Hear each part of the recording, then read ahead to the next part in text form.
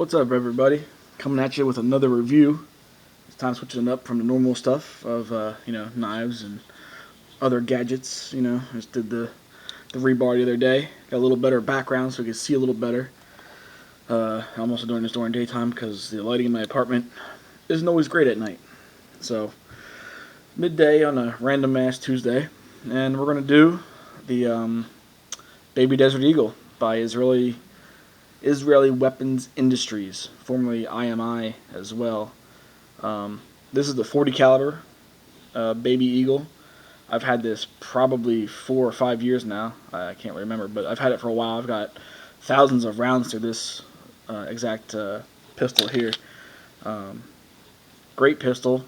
Never had any problems. The only thing I got going on with it right now is when you cock it, the trigger is supposed to come back. Oh, let's do that little safety check. Yeah, I already did before we did this. We're good. This trigger is supposed to, semi-auto is supposed to come back. I think there's something internally broke off at the range, but it's still functioning. I just pick up the slack. But other than that, after 5 years of thousands of rounds, as you can see, it's a decocker. Here's your safety, ambidextrous. CZ styles. This has that CZ design, or the it's got a small top slide. A lot of guys have a problem, grabbing the slide. I don't. Just got to grab it. It's even better when the safety's off. You actually have more of a grip on there, unlike your 1911s where these serrations here come all the way down here and you got a whole lot to grab onto. But overall, great shooting pistol. Like I said, 40 caliber. It doesn't come with these grips. These grips are specifically made for the Baby Eagle by Hogue, and it's got, you can see the Magnum Research logo there. These are the Hogue grips that they wrap around. It's all one piece. The grips that come with the pistol are not that bad.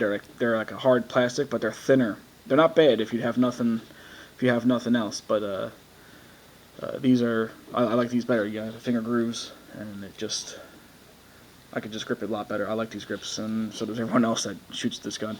It's got the forward. It's got some grip up here. So, 'cause I like that because I like to hold my finger up here when I shoot. So your slide release. Very simple pistol. Not much to it. I've had nothing break on it except for that internal part, but it's still functional. Trigger is still functional. Single, double action. Whatever you want to do, that trigger should move. It still bothers me. I gotta get it looked at. But I just literally shot it on Sunday, 2 days ago, and it was perfectly fine. Real easy to manipulate. There's your lockup. This is an older model. I think the new ones come with a what do you call those things? Oh no, you can attach a Picatinny rail. That's what I'm thinking of. Jesus, comes with a rail, and you can make attachments and whatnot. Which else to say? It comes with 2 mags. These standard 10-round mags that come with it. I went ahead and bought an extra 13-round mag. Now these two have plastic bases, and the 13 has a all-metal base. And I don't use this one much because it is a real bad. Oh, I got rust. What? Oh no, that's kind of embarrassing. Oh well, I'm gonna show it as it is. It's been in my safe for a while. I never use this mag. Just simply because it's not my range mag, and I don't run 13 rounds at the range just to waste ammo. But there's a little rust on there, not gonna lie. But these are the ones I took to the range on Sunday. It's because they're 10 rounds, and I only put 5 in a time so I'm not leaving within 5 minutes of getting there. It comes with those 2. Bought that extra. Comes with a pretty nice carry case that comes with it. A little plastic carry case, as most pistols do. We'll take a look at it real quick, and that's it. It's real small. It's kind of not flimsy made, but it's cheaply made. It's made in Israel, IWI, and it's a small case, but everything fits in there nice and neat. Except you only got 1 mag. Here's the foam. It comes with some other. I think it comes with a little cleaning brush down here too, and some other tools. I don't remember. It's been so long since I've had this. I'm just doing this video as something to fill the time in, I guess you could say. It only has 1 mag slot, and then you got to put the other mag, in the pistol itself. So that's it. Real quick down dirty video. This one's very accurate for 40 caliber. Shoots great. Handles great. It's got that that CZ inspired design. It's an all metal frame. I think there's a way you can turn this around. If you take this all apart, you can turn the mag release. My phone's blowing up. You can turn the mag release around somehow. There's your ejection, ejector, and 40 Smith and Wesson. You can get this in 9mm or 45, and I think they come in like compact models that are has a polymer frame. This one's the all metal, so it's kind of hefty. I don't know the exact weight on it, but this is the 9mm is, I think, the Israeli standard issue for pistols. So I think it's a great pistol. I've had it for years and still shoots great. Safety's a little weird up here. It's kind of like that Beretta design where you gotta, if I remember correctly, I don't have one of those. I think it just sweeps up like this or down or whatever. But it's also a decocker.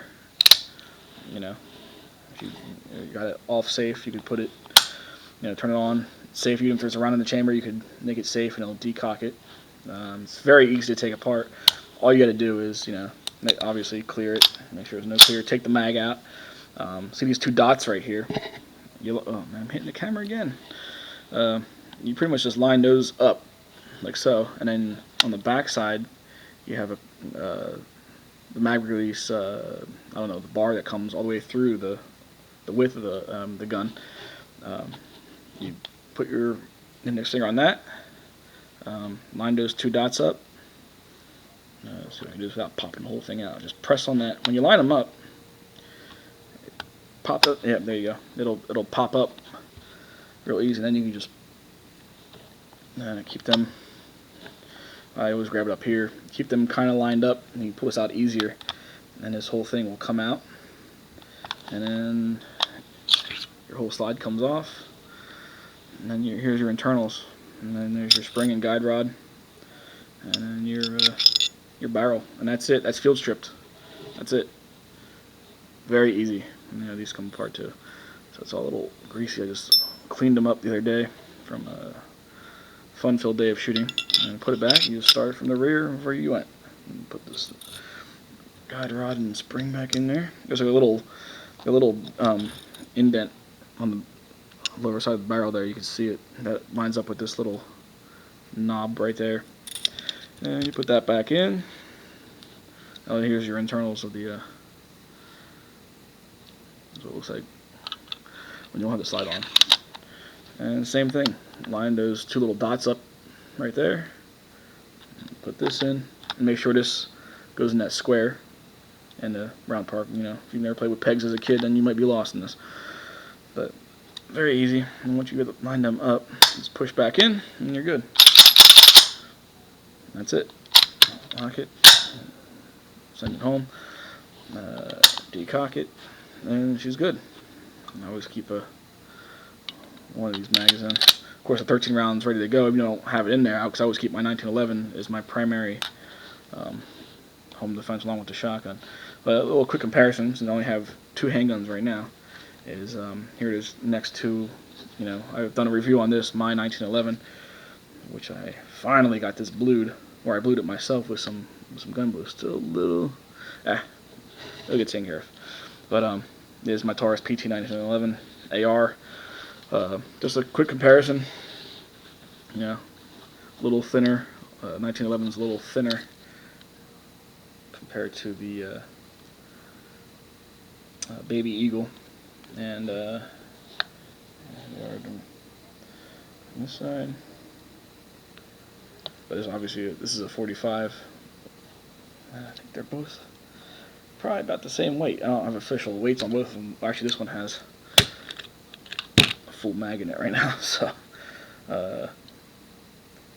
let's see. I'd still say the 45 is a little heavier, even empty. But like I said, I don't have the exact weights. I don't have a cool little scale like some people, but just a quick comparison. See what they look like. You know, get size and feel. And let's see what else. Here we go. For nice guys out there, here's a paramilitary 2 next to it. Size. And Strider SMF.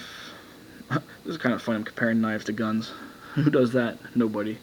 Here's my new, Becker BK14 Escobar. It's a quick comparison just because it's on the table.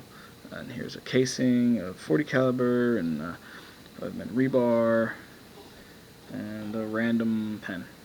So, hope that gives you an idea of its size comparison, and hope you like this review. If you got any questions, ask me. And I got some more reviews coming, hopefully. Alright, take it easy, guys. Thanks.